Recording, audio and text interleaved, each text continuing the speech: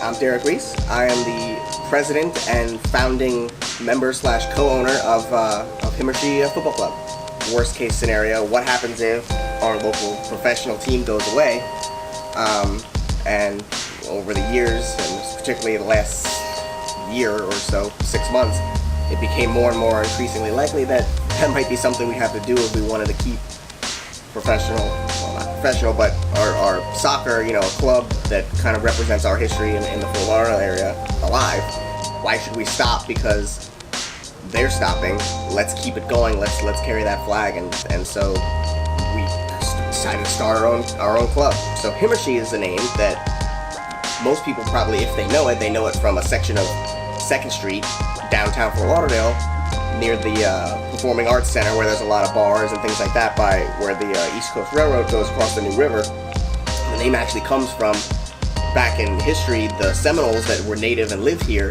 That was the name that they had for the New River because it supposedly mysteriously kind of appeared through some kind of underground river collapse one night, basically, and they decided that means new water in the Seminole language from back then. So that's kind of where that name stuck, and then it ended up getting kind of picked up, and that's why we call it the New River today, that goes through Fort Lauderdale and splits off and then runs all the way to the Everglades out this way.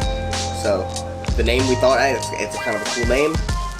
It works. It sounds like an authentic kind of global soccer name, and it's locally tied into our city, to our communities. We hope it's a name that sticks with people and becomes something hopefully as important someday as the Strikers are as well known as that is. It's member based, so a person who buys in a membership doesn't technically own personally a piece or a share of the team, but what you are is a member of the entity that does control the team. It owns itself basically, and that way nobody can sell their share, or no one can come in and say, I want to buy the majority stake of this club.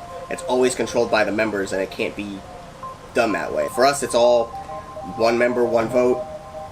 Each person has a say in how they think it should be run, or a vote on certain things, and they can run for the board. And when we have elections every year, so anybody that thinks I do a crappy job can replace me. And we just wrapped up, we did simple thing, but like t-shirts. What color do we want the t-shirts to be? And so we put that out there to the members as one of the first things. We want to try and give people a reason to get engaged and say, yeah, this is my club. It's not, I'm a fan of this, it's my club, and it really is. It's what we make of it as the supporters, as the people who put into it, it's our work, it's our money, it's our decisions that are shaping what's going on. So hopefully it sounds a little gimmicky, but it really isn't, because if you get involved, it's something really cool and special, and hopefully that's a little something different that ideally can coexist with all of those other things. If we have 2, 3, 4 professional teams down here for soccer, and all the other sports that we have, and all the other things to do, it's something that's different and unique enough that people will want to get involved with it, and hopefully build it and make it grow into something that's really special. We're looking at playing it's called the Gold Coast Soccer Premier League. It's a Division 4 as far as U.S. soccer is concerned, which really there is no Division 4, but it's below. It's an amateur adult league that's fully sanctioned and affiliated with U.S. soccer and eligible to send teams to the Open Cup if you were to qualify for it. And they play year-round, but we're looking at playing in the winter season, starting in November, which gives us lead time to get everything prepared to be ready to play, but it also setting up for the future. We hope that the Strikers come back, so we won't be conflicting with the summertime professional soccer that we have in this country. So they're playing from March to just about November, so it's almost the exact opposite perfectly of whatever pro league is playing here. We're going to try and get a team on the field this year, and that supporter-run model is something that I hope will get people energized and incentivized to get involved, and to not just be a fan and, I bought my ticket, I'm going to go to the game, and then I check out. We've had people from 12 or 13 different states now. People have joined memberships. Somebody from the UK, we've got a Canadian member, all kinds of contacts, people that I used to work with at the Strikers, former players. We got a couple former players that have joined. So it's just been from all angles. It's been really positive support, and we just hoping to continue that momentum and grow it and see where it goes. It's for a minimal of $20, and you can say you're a co-owner of a team, and hopefully people will realize, wow, that's pretty cool.